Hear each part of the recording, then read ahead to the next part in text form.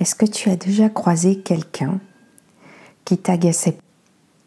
Dans le développement personnel, on entend souvent qu'on doit à tout prix être positif, se sentir bien, etc. Mais franchement, il y a quelque chose qu'on oublie dans tout ça. C'est que déjà, c'est impossible d'être tout le temps en très haute vibration, toujours être dans le bien-être, etc. C'est à mon avis pas possible parce que justement, on est déclenché émotionnellement par des petites choses du quotidien.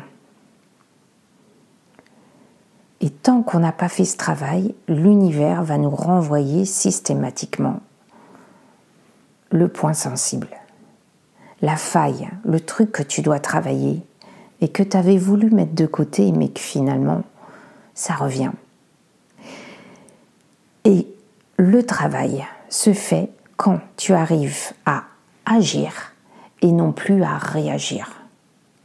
Je trouve que cette nuance, elle est incroyable.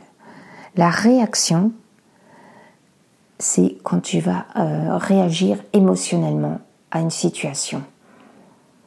Tu vas tout de suite te mettre en colère, tu vas vouloir avoir raison, tu vas chercher tout et tout, ou tu vas même chercher des excuses parce que c'est la faute de l'autre et jamais la tienne.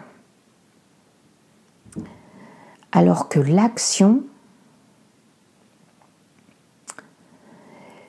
celle qui te fait agir, c'est celle qui te fait prendre la responsabilité de ce que l'autre te renvoie.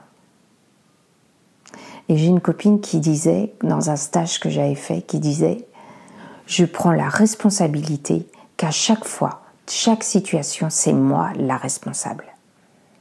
Je prends le pari que c'est moi la responsable. » Et si tu fais ce travail-là, alors tu vas voir que tout va changer. Parce que si tu portes ta responsabilité, tu vas, toi, changer ton intérieur. Et ce qui fait que ça va faire évoluer la relation à l'extérieur. Et comment on fait pour changer ça?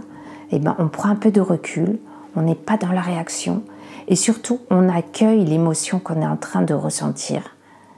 On se pose, si on a besoin, on va prendre un peu l'air. Et ensuite, on parle de soi, on prend sa responsabilité. L'autre n'est pas responsable de comment on se sent. Par contre, nous-mêmes, on est responsable d'accueillir toutes nos parts d'ombre. Et plus on va les accueillir, plus elles vont se libérer. Et je terminerai par cette phrase qu'une autre amie me disait tout le temps. Ce à quoi tu résistes persiste. Ce à quoi tu fais face s'efface. J'espère que ce podcast t'aura fait grandement réfléchir. Dis-moi ce qui te passe dans ta tête, si tu es concerné par cette intelligence émotionnelle. Enfin bref, dis-moi tout ça en commentaire et n'oublie pas de partager. Namasté, belles âmes.